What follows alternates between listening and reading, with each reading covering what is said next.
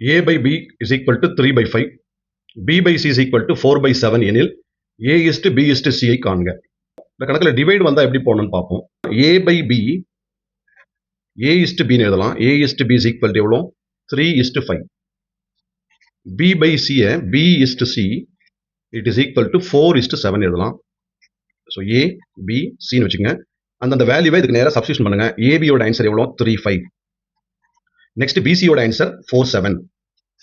இங்கே ஒரு empty number இருக்கு இல்லையா, இந்த நம்பர் எப்படி எழுதணும்னு சொன்னேன். இந்த 5 இங்கே எழுதிக்கங்க, இது ஷார்ட் கட்டுது. அதே போல் இங்கே எம்டி நம்பர் இருக்கு, அதனால இந்த இடத்துல என்ன பண்ணணும்? 4 போட்டுரும். இதை ஜஸ்ட் மல்டிப்ளை பண்ண ஆன்சர் இது. 3 4s are 12, 5 4s are 20, 5 7s are 35. இந்த 3 நம்பரும் ஒரே நம்பரில் டிவைட் ஆகும்னு பாருங்க.